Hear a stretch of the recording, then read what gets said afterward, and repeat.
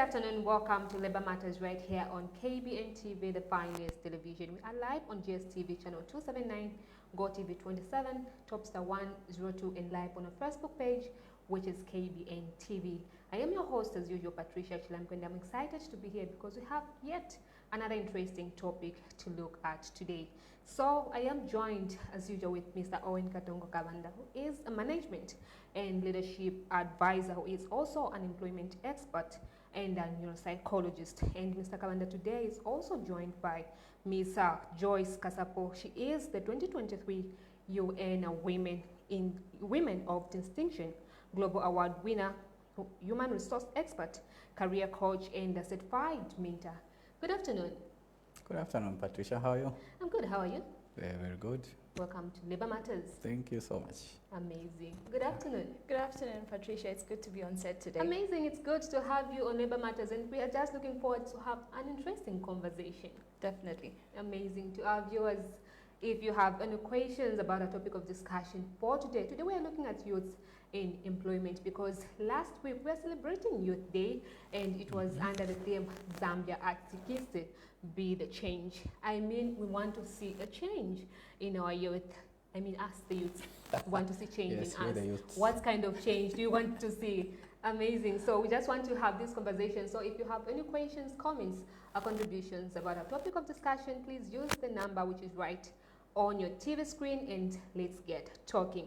So, Mr. Kabanda, I mean, coming to you, if we just start having a conversation about a topic of discussion, if you can share your insights on the current employment landscape for our youth in Zambia, how is it?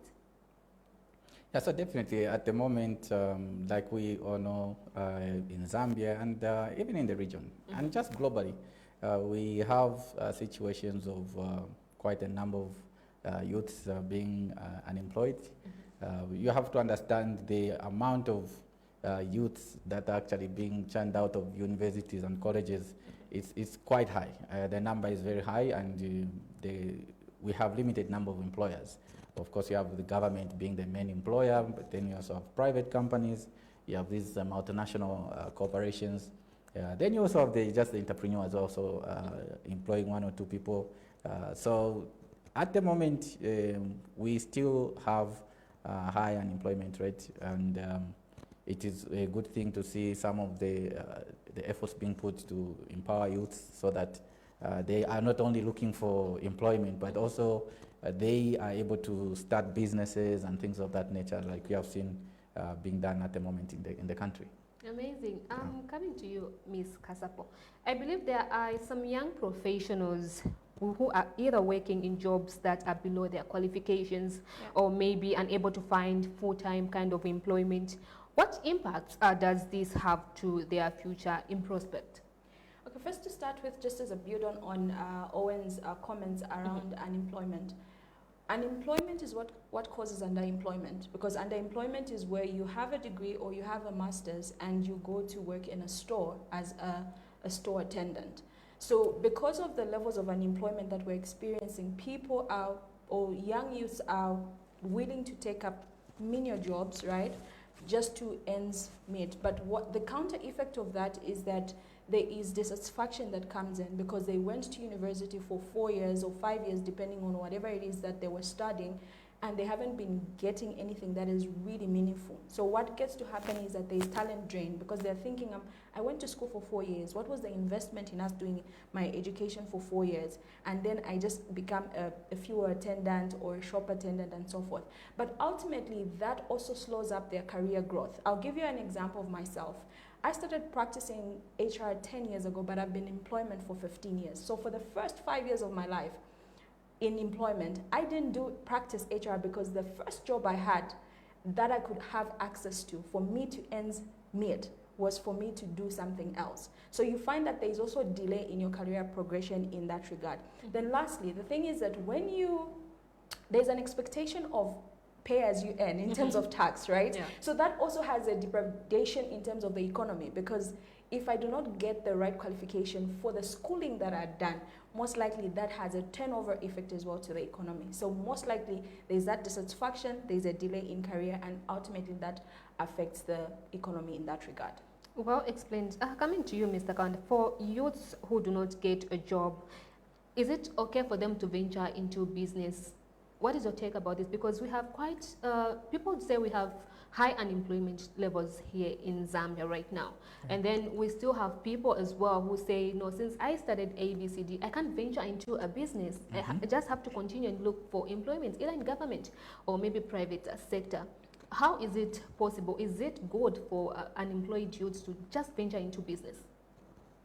Yes, when you look at the aspect around business, like we've said even in the past, you have to understand that there was some level of glorification of employment, having a job, having to wake up in the morning. I know you're going to work in the office, for example. And so for so many people, there is that desire to actually find a job and, report every morning. And maybe, who knows, you end up having even access to big vehicles, big offices, and all those kind of things. So for the youths who might not have that opportunity to actually find a job, one of the things we've been saying, even in various workshops that we conduct, you need to sit and think about your own life. Unlike in the past where really business was like something to be done by failures, it's even a good thing now because we are now seeing there's more emphasis. There's a lot of awareness, a lot of education about business, and even government officials encouraging people to venture into business. It is something that actually we need to encourage the youth to also consider. Now, you need to look at where we are coming from in terms of also even just our education system, even our traditions and our culture.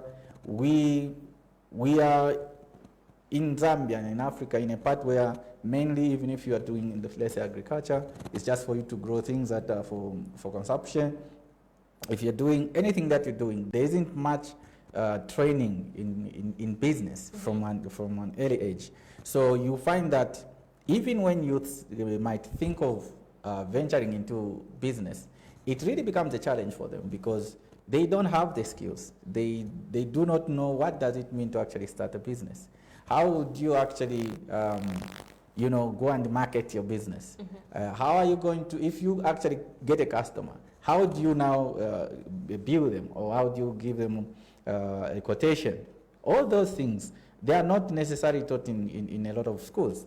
So even though a youth might have finished their grade 12 or they have done college, they may not be exposed a lot to how to actually start a business and even how to run a business.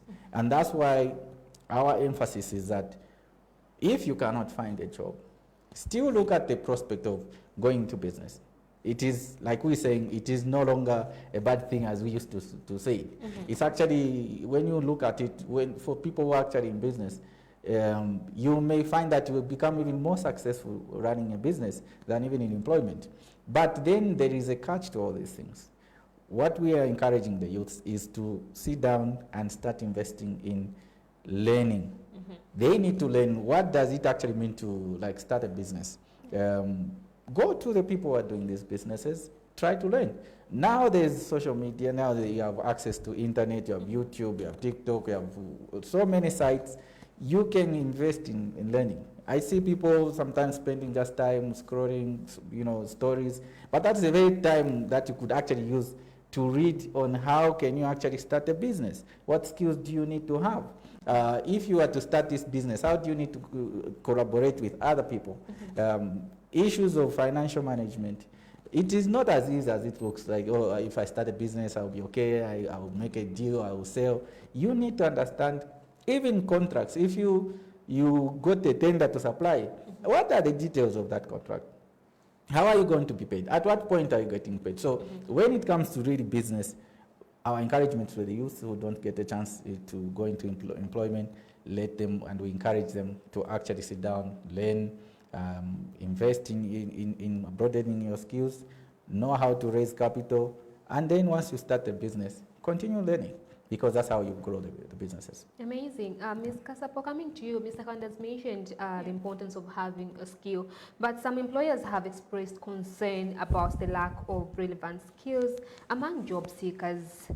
I mean, Are there any factors contributing to this skills gap that we have, and what can be done to bridge the gap between the skills young professionals possesses and the skills demanded by the job seekers? I mean the job market. Yeah, thank you so much, Patricia, for that question. And I think it's really a very important question for our discussion today. First and foremost, we need to understand that technology has been rapidly evolving over time.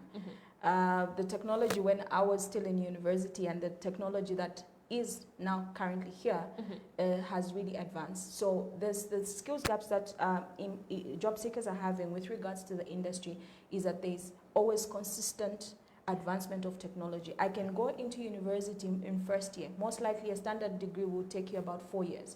The market is not waiting for you in the 4 years with whatever it is that you're learning in school, but the market has really advanced in those 4 years. So by the time you're getting into the market, there's a technology shift that has happened. Secondly, I believe especially that I'm in an HR space and I've been a student and an employer on the other side where you do recruitments and we have these job descriptions where we're saying is, I think there's a mismatch between what the system is teaching in the education system and what is currently prevailing in the industry. So my take is that there are two things that really need to happen in this instance. First and foremost, there has to be collaboration between the industry and the schooling system. They have to come and sit down. What is it that you're teaching in the curriculums that you're teaching, and the people that you're giving us, are they giving us the exact skills that we need? And when we look at that mismatch as well, there has to also be opportunities for internship. And I know there's quite a bit of apprenticeship and internship that is happening, but you find that a company can only take one person at a time, 2 people at a time. But you find that when you are graduates, we have over 10,000 graduates graduating, and that's what at least at one university. So what needs to happen is that we need to open up a fuller pool for internship, apprenticeship, and apprenticeship is where you do practical skills, right? And also the universities, what they need to do also is to be very practical. I like the way we handle school trades, you know, those trade schools, the vocational training, they have hands-on. So when we're doing these degrees, like the way I studied development studies or business administration or whatever it is that they're doing, is there a practicality that you can do? Can you give them a project that is currently happening for an SME out there? And I believe, you know, that SMEs are startup companies that might not have enough capacity to employ as many people. So why couldn't universities also attach themselves to a number of SMEs? Look at how many SMEs that PACRA has registered over years, and why can't we see the gaps that each one of these SMEs have and find a way to solve problems by students? You know what I mean? So they'll look at an SME that is maybe in a tech business, and we have tech students that are studying tech. So why not give them as a project to work with that employer in that particular season when they're still in school so that they can gain meaningful experience?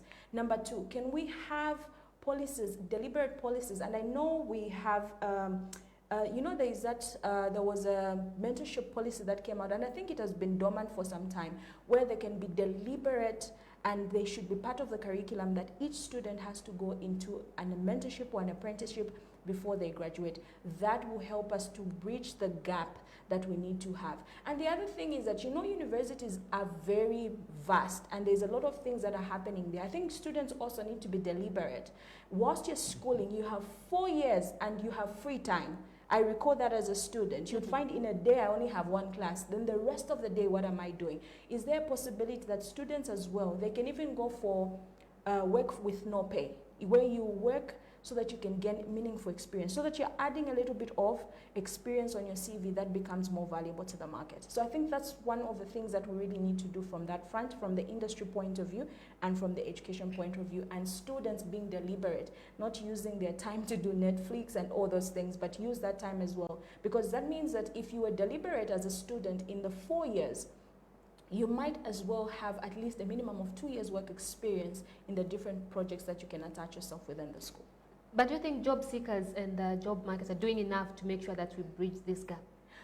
Personally, and this is my personal view, I don't think there's much that is happening. And that's why I say from the point of mentorship and apprenticeship, because I'm from an employer perspective as well, you find that we're only taking 1 intern in maybe a year or 2 interns. So you can imagine the number of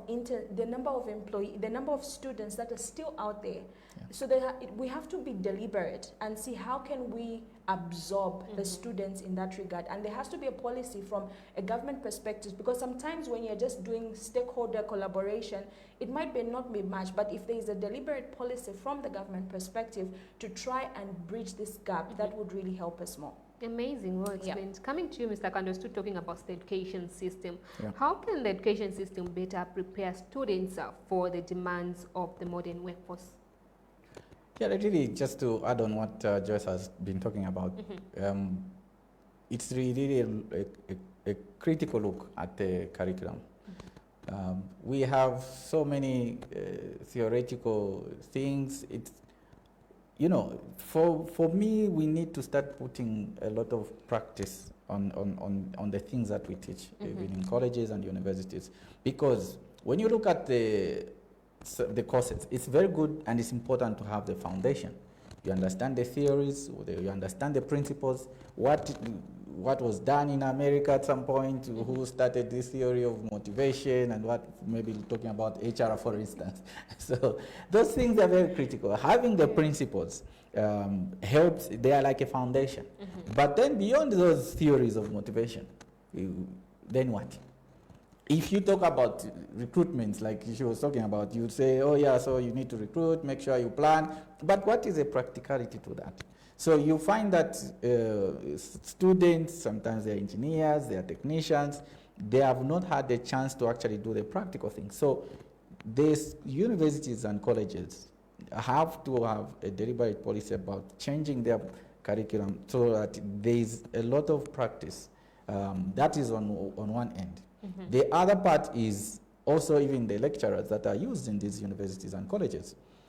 Now, you find that, for instance, a student who is a high performer at the first degree, they perform very well, they go to do their master's, they'll be put on, what's that, a staff development fellow. Yep. So this is a person who has not been exposed to the industry. So they finish their degree, then they do masters, they come back to lecture. They have not had maybe a chance to also see what actually happens on the ground in the industry, and they'll start lecturing. Of course, they are very brilliant. I have a lot of my colleagues doing that. It is a good thing, but what we are also saying is that could there be a way that universities have a deliberate policy about combining these great lecturers with industry experts? So if it is in the field of HR, could you bring on board HR practitioners who have actually seen things happening, and they come and interact with your students? If it is engineering, we have a lot of engineers working in construction, in mining, or wherever they are. Have a deliberate policy to bring them on board and give lectures and interact with students in a manner that gives the students a clear picture. Because when you are talking of theories of motivation, as an example, a person who has been in the industry, they'll tell you, you know what, yes, you can say employees are motivated, but have you done a surveys? Or what exactly are you referring to? Or what is the percentage of an increment? If you say, oh yeah, increase the salary, that will excite the employees. You need to now match it with the cost to the employer. So you are bringing the practical things now, and how, because it's not just a matter of singing, no, increase salaries. What is the effect now on the employer, and how do you balance these things? So this aspect of bringing the industry experts working together with the schools become extremely important. The other part is also how, like Joyce was saying, how the students also get to be attached. There has to be a deliberate policy also from the university to go out there and interact with the companies, but also the companies need to also have a way in which they start working with the students. Remember, sometimes the challenge comes, a company could want to work with a student, but then how do they treat that student? Is that student an employee? What should they pay? Is it transport? Is it a full salary? How do they treat that on NAPSA, NIMA, and all those things? Then also the information that this student is going to be interacting with. how secure is this information? Because it's company secrets. So there has to be a formalized way in which the students would work with the companies or entrepreneurs or employers in a manner that is structured, so that it is a win-win for the employers and it's a win for the students and the universities. Apart from that, it's really in terms of the education system, just also bringing this holistic aspect in terms of what is taught in universities and colleges, and even just in high schools, where you are only taught one thing. We are not being exposed to how businesses run. And this is a challenge where you could be doing sociology, but they are not exposing you to how institutions run. You're doing HR, they are not maybe exposing you to how finance is done. Or you're doing journalism, and so yes, you'll be a specialist, which is a good thing because those are the models. But then businesses run on different from different perspectives. You have the financial aspect, you have the operations side, you have the HR side, you have the legal and the risk side. So there are so many components of running a successful business. And why we are talking about these things is that if students actually are being taught those things, even when we are talking about having no chance to get a job, someone can walk out of a university or a college and they say, look, I can actually do this as an entrepreneur, I can start a business, because at least I have an understanding of how businesses operate. Amazing. Ms. Kasapo, coming to you, let's talk about the issue of competition in organizations, even business, because we get to see quite a number of people complaining, okay, I'm a makeup artist, just an example, and then we have this person also in makeup, so it's more like there's too much competition. But how can young professionals stand out in a competitive job market? It's rough out there. People are complaining. You know, you just want to compete. You're in an organization. You want to work more hard compared to your friend, maybe so that you can get to be noticed. Or if it's in business, you want to make more money compared to your friend. So how can professionals just get to stand out in such kind of an environment? All right. I think the first point that comes off my mind is in making reference to our profession, since Owen and I are HR professions. It's for you to move away from being an HR generalist, where you are just general. So what I'm trying to say is that develop specialized skills, right? Develop specialized skills. We have undergone rapid technology advancement that is happening, meaning that there's a lot of new skill that needs to be learned, there's a lot of new things that need to be developed. Therefore, it is really important that when you are in employment and you really want to stand out, all of us will have our first degrees, all of us will have our masters, but what will distinguish you is the additional specialized skills that you're getting.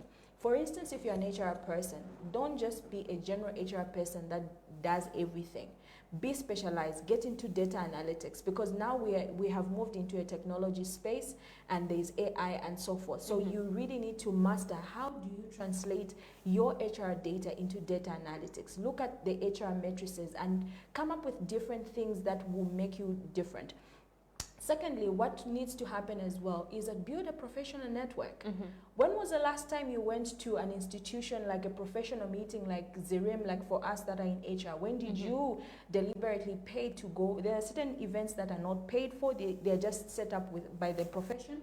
Attend those events. And also be available on social media. The world has been open to all of us.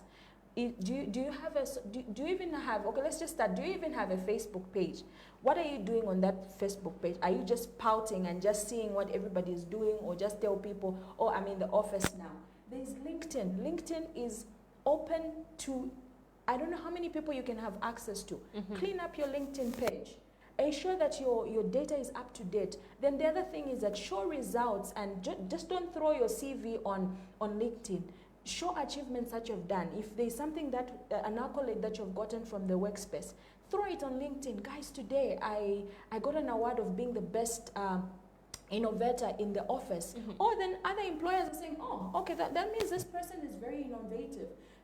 And all those things. Then specialized skills, when I come to specialized skills, right now we are now even moving over into what we're calling, I don't think now we're already in the fourth revolution. We have passed the fourth revolution, meaning that look at the different things besides just an HR space, for instance, as an example. there are different places where the landscape of your profession has changed. So it's for you to quickly rise up to the occasion and notice, all right, all of us have got first degrees. What is it that I can do within this space? Like I gave an example, data analytics. Go back to school and do that specialization of data analytics so that when everybody else is practicing generic HR, you can say, look, I have a specialty in trying to translate employee data that can show us how this company can grow. Look at the employee engagement surveys. Be that kind of innovative employee that helps you to get ahead of the curve with everybody else. Well explained, amazing. To our viewers, if you've just joined us, we're watching Labor Matters right here on KBN TV, and we're looking at youth in employment. That is our topic of discussion for today. So if you have any questions, comments, or contribution about our topic of discussion, use the number which is right on your TV screen and get to send us that text message. You can also go on our Facebook page, which is KBN TV, and drop us a comment. Just tell us where you're watching us from, or if you have questions, you can also drop them on our Facebook page. Coming to you, Mr. Kabanda, how can employees create more opportunities to recruit young professionals and provide an inclusive and supportive environment for them to thrive? Yeah, so when it comes to the employers, it's really important to make sure that we are providing really opportunities. I know that, like Joyce was talking about the issue around some employers who hold the view that no, employees, these youngsters, they don't know what to do. I would rather employ someone with a lot of experience. Yes, that is, sometimes those are genuine concerns. But let's look at it this way. You first of all, as an employer, and we are appealing to actual employers, it's important to sit down and actually ask, this job that we have, what does it actually require? For bigger institutions, they have those job grades that we've been talking about, so they already put, for manager, it's this number of years and qualification, for senior, for officer, so they have those things standardized. Clearly, if the young person doesn't have the number of years for that job grade, which has been approved, you cannot hire them in that regard, unless you now start doing special papers to the board or the management for approval and things like that. Because you end up, when the audits are done, you end up being found wanting why you gave someone who didn't have the qualification or who didn't have the experience. However, in many companies, especially private companies, those things are just things that we've been to so many private companies. It's just someone who say, I think I want someone maybe with maybe 7 years or 5 years. But what exactly are you looking for? What will be the difference? Sometimes it's important for employers to actually sit down and evaluate, what do I really need? The young people that sometimes we want to throw away, they are actually very agile. They adapt very fast. Remember, they've been to colleges and universities. These are brilliant kids. Why do you just want to push them aside? Give them that opportunity. Like I said, unless the position really just requires, and it is an approved thing, not just what the supervisor just dreams about, I think I need the X amount. Most of these things, when you tell the young person, you employ them, you give them that opportunity, they are able to learn very fast. And one of the things that actually happen is that they're able to run. They have the energy, they have the ideas. The whole issue is, like you said about inclusive environment, the supervisors and the company itself, and this is even an appeal to HR, there is need to create a culture that allows the young people to actually thrive. Sometimes we're running institutions where when a young person comes up with an idea, before the guy can even finish opening their mouth, no, that can't work here. No, those are theories. No, first listen to them. Because sometimes in institutions and big companies, you're just doing something because it was done in 1965, so things should be like this.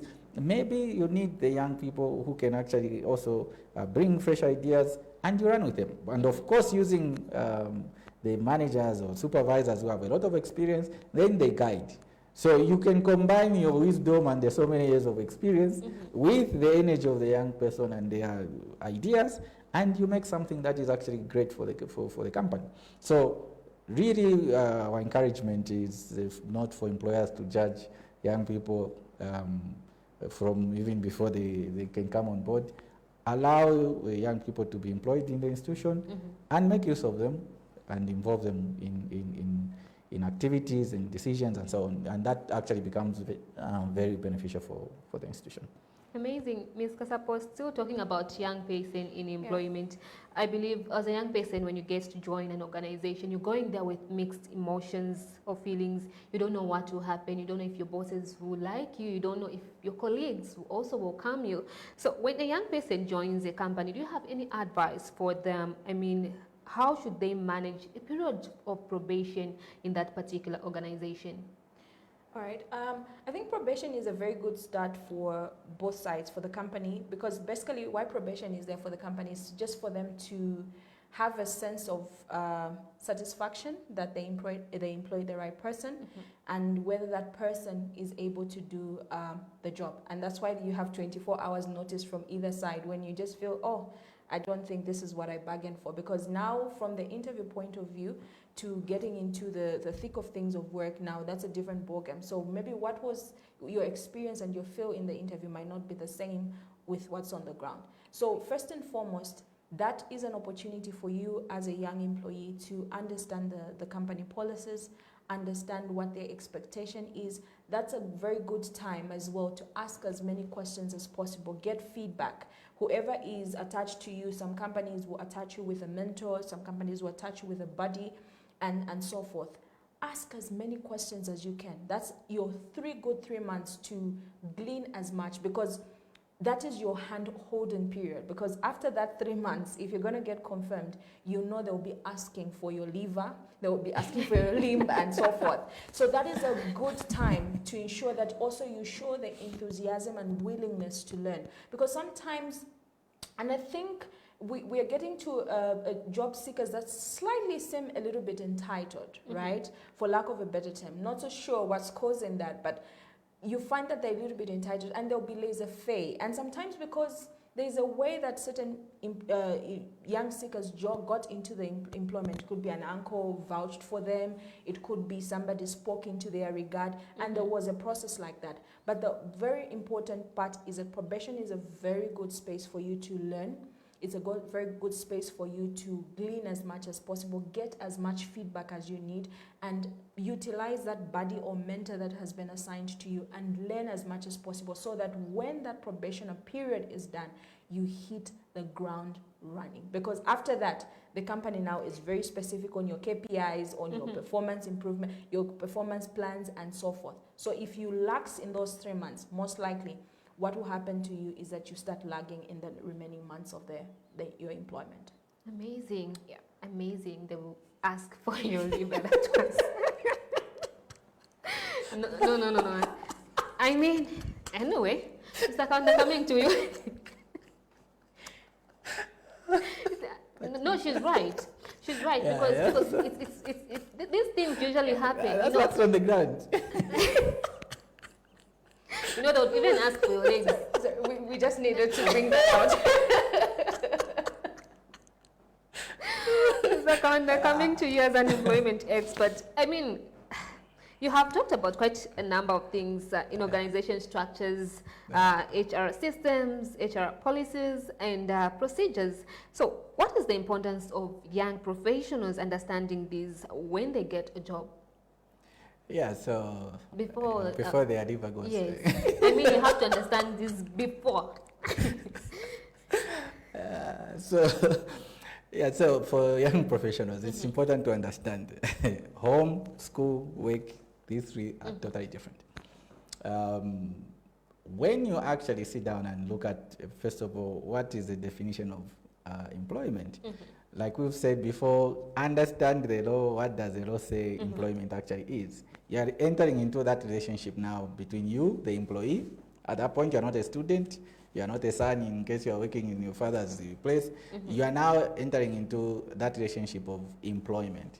So you are now employee, and the one who has employed you is the employer. So it is important for young professionals to start things from that end.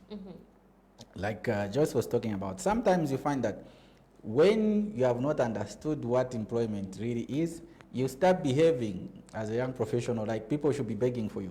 Nobody cares. You signed up that you are going to work like this. That is what you have signed up for. And that's why we're saying start from the very beginning. What is employment? Understand employment, which is the exchange of labor for a wage in a very simplified manner. So when you go and work, the employer will be paying you. And then that employment comes with its own set of rules and standards and procedures that you have to follow. So sit down and understand those things. Sit down and understand what are the full terms of employment. By this we mean read the whole contract.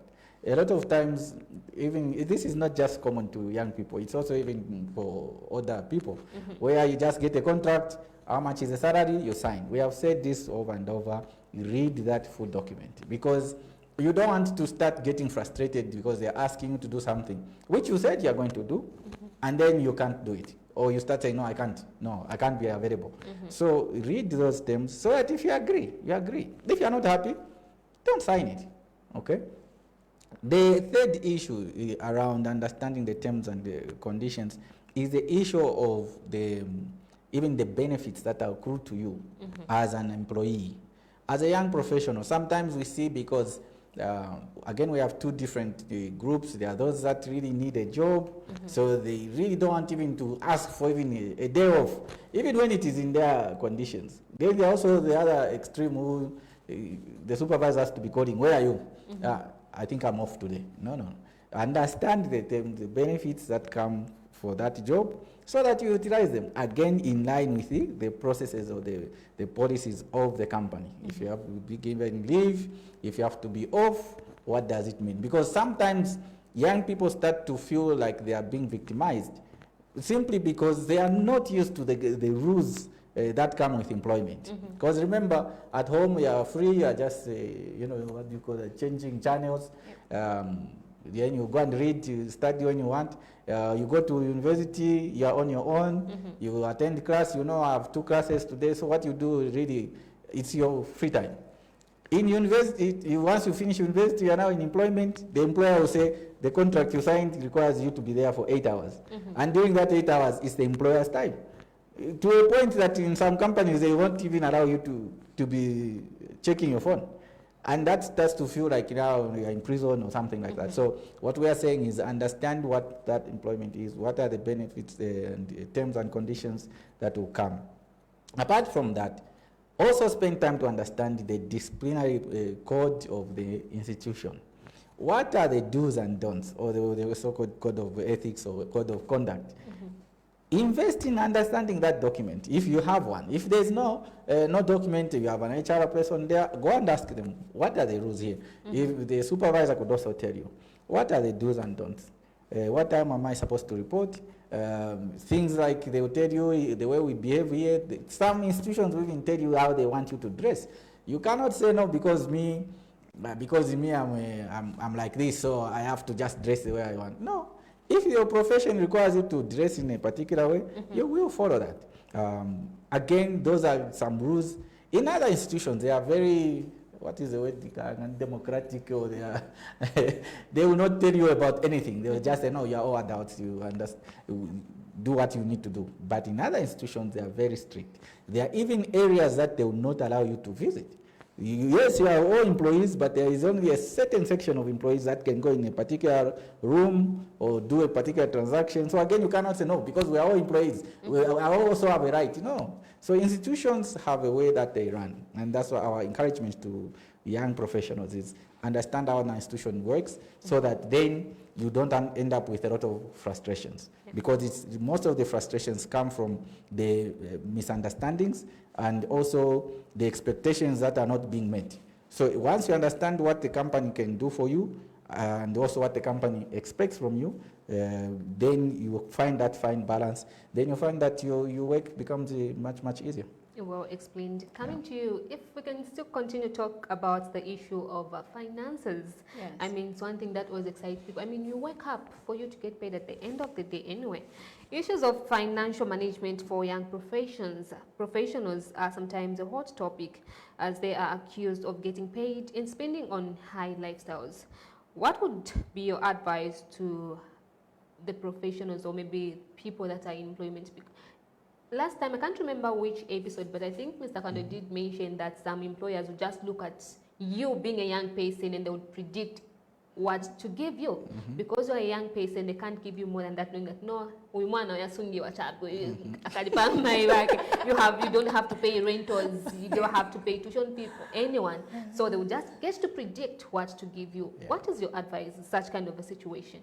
First and foremost, just to counter that, I think, like Owen had mentioned, there are structures that we use for pay. So regardless whether this is a young person that is coming in, as long as they qualify into the role that you're giving them and they are due to whatever salary it is, whether they are young, they are not married, and all their other descriptive geographical descriptions that you'd think of are really not necessary.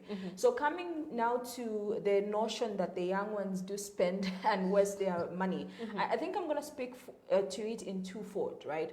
I'm going to speak to it in twofold. First and foremost, there are those young ones. So most likely, the young job seekers most likely would have finished their degree at roughly 21, 22. And in an assumption that they have gotten employed, like I did at that time, there are two things. Either they're still staying in their parents' house because they're still young or secondly, there could be the likes of myself and Mr. Kabanda here, who were staying in Kalingalinga, and so we started employment whilst taking care of ourselves. So there are two things there.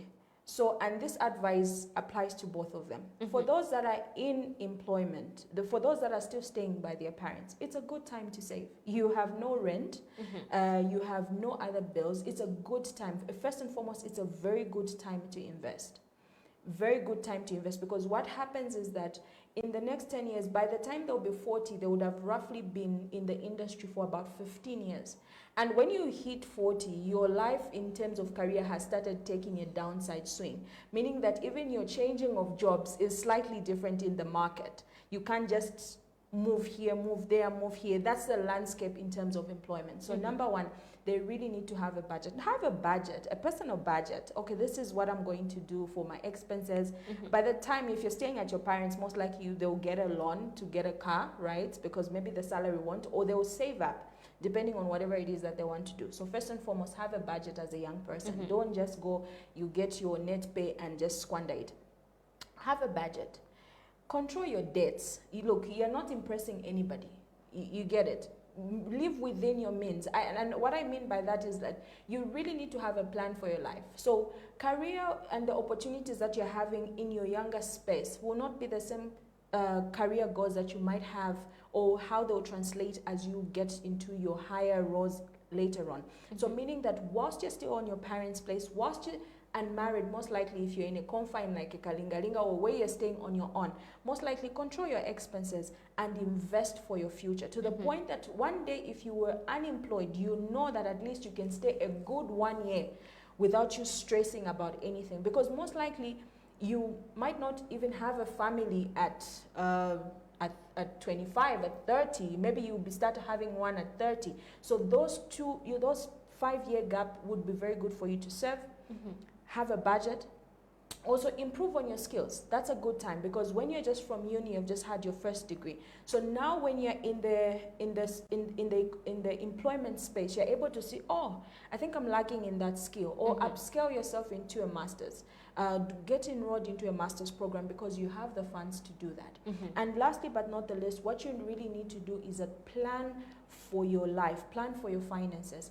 Why I'm saying so is that, as earlier mentioned, once you start transitioning into 5 years, 10 years, by the time roughly, because I'm looking at when somebody is roughly about 22, by the time they are 40, they have been in the industry for 15 years.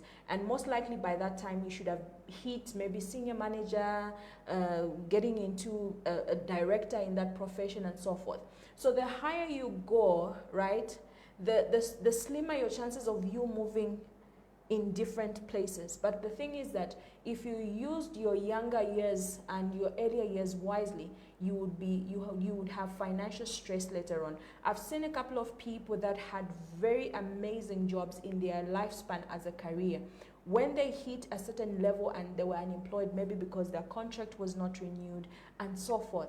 But because they never took time to invest, so you literally find that these people are bankrupt, they are stressed, and so forth. So if you do not want to get into that space, and especially that we're talking about technology advancement, where there's a lot of automation that will start happening in the market. So that means that there's certain jobs that may be laid off. But in that opportunity where you have a job, couldn't it be prudent that you make savings, you invest? The government bonds now, the government bonds are easy now. And also the other thing, I think you need to have financial literacy. Get into, there are a lot of people offering financial literacy. Get into the market, learn how you can manage your finances. And if you can't really save in a way where you keep money like this, put a standing order, invest into something, and that would help the young ones to just keep up in their financial space as they get older. Amazing. I hope our viewers have learned the importance of saving, or is it still young? Mr. Kabanda, coming to you, if you can briefly just get to share with us your thoughts on the importance of mentorship and acquiring critical skills for young professionals who may want to go higher in their careers. Just a brief, share your thought about it. Yeah, so it's important for young professionals to actually invest in learning skills that also help them to advance in their career. At the workplace, identify people that maybe your supervisor or somebody else who actually can help you to become better at what you're doing, because at the end of the day, it's not a fight between the young and the old. It's a matter of humbling yourself, learning from the other people who have gone, who have done these things before. And also, as we said, research, go online or be in class or whatever it is that you do. Key to everything is investing, improving your skills and your knowledge as a young person. Amazing. Ms. Kasapo, coming to you. Some supervisors see young professionals as difficult to work with. I don't know why. Maybe if you can also explain why they would say young people are too difficult to work with. What is your advice to such supervisors who usually see young professionals as difficult to work with? All right. Briefly, so what is happening right now? Currently, we have like 5 generations in the workspace. We have the traditionalists, the baby boomers, we have the Gen X, we have the millennials, and now we have the Gen Zs. So meaning that all of them are coming from a different dispensation on how the employment landscape was in the different generations. I know the millennials are the ones that are in between. They had the earlier employment landscape and the ones that are later. So what really needs to happen is that each of these, the supervisors and the young job seekers that are coming in, they need to figure out what are the strengths of the ones that have been ahead in the industry. What are the strengths of the young ones? The young ones, I'll tell you something, they're digital savvy, they're agile, like Owen had mentioned. So meaning utilize their strengths. And the older ones, they have more experience. There's a way they have seen systems work even without technology being there. So what needs to happen is that there needs to be collaboration between the supervisor or the younger generation and the older generation in the industry. There also has to be mentorship. The young ones need to be mentored on certain things that they might not know, that they haven't been privy to. And the older ones can be mentored in how to, how to be digitally and tech savvy and how they can collaborate in all those things. So I think those are the 2 most important things. They really need to collaborate, utilize each other's strengths, and also mentorship can help in that regard so that they know exactly what needs to be done in that regard. Amazing. Mr. Kabanda, everyone desires promotions and to go up the corporate ladder. What is your advice to young professionals who may want to go high? You're working hard and looking forward to having a promotion, maybe being promoted as CEO of a company, managing director. If you can just take us through this. Yeah, so again, it's a matter of investing in learning a lot of skills. First of all, have patience. Promotions, sometimes they'll come, sometimes they don't come. So have patience. Then start now looking at what skills do you need to actually acquire for you to move within the company if there are opportunities. Sometimes you need to actually move out of the company for you to get that bigger job, because sometimes you're in a company, they are looking at you as that young person. So in their eyes, you are always a young person. Exactly the question I wanted to ask him. I'm like, you're working hard, but they can't notice exactly, you. Because to them, you are just this young person. So sometimes you have to move. Change jobs. If you get an opportunity, maybe you're an officer here, you go to somewhere else, you'll be a senior until you become something else.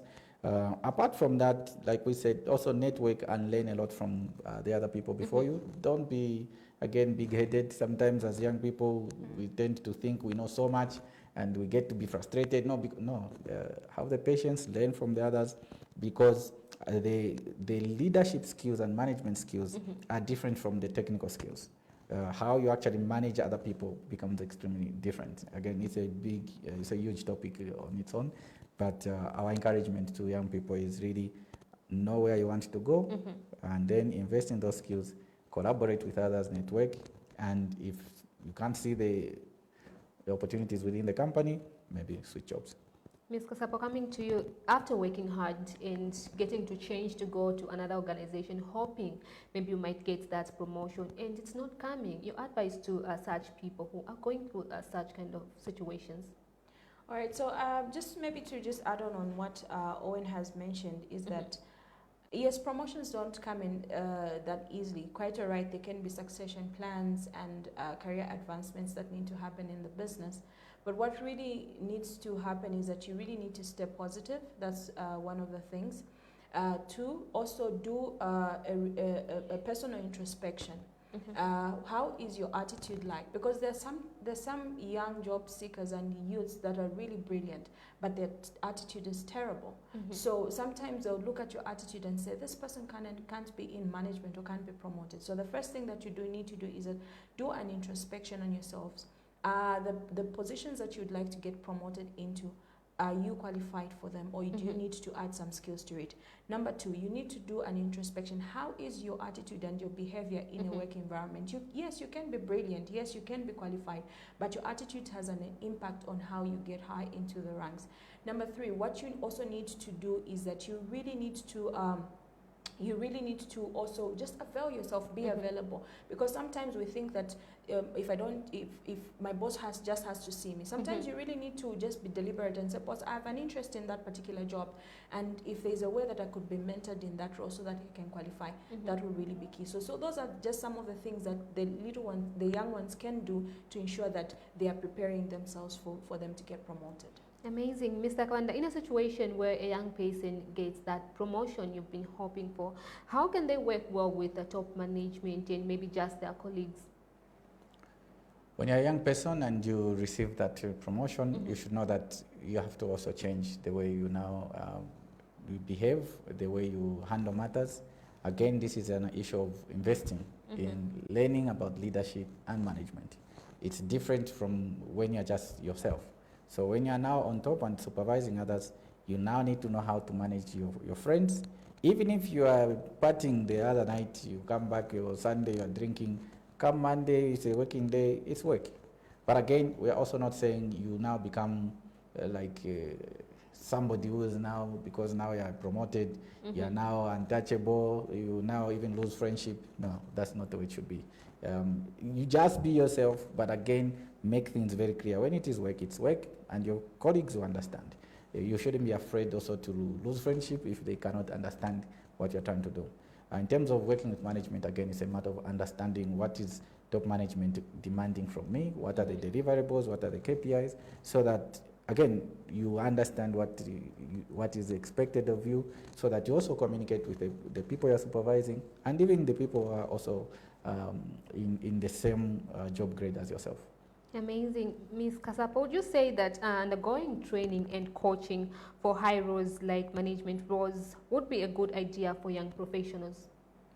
That's an absolute yes. And why I say that is that when you are in a lower role, you do not have access to certain capabilities that are required for the particular higher role.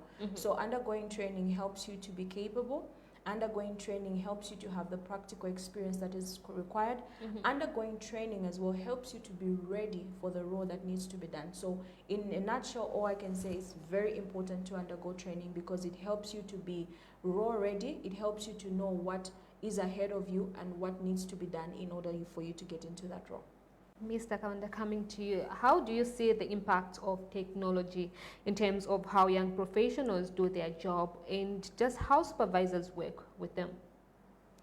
So technology is now the in thing, and we are encouraging actually young professionals to invest their energy and understanding the use of technology. You can have your usual traditional Word, Excel, and so on. But now there is also artificial intelligence. So when you look at artificial intelligence, it actually makes your work very easy.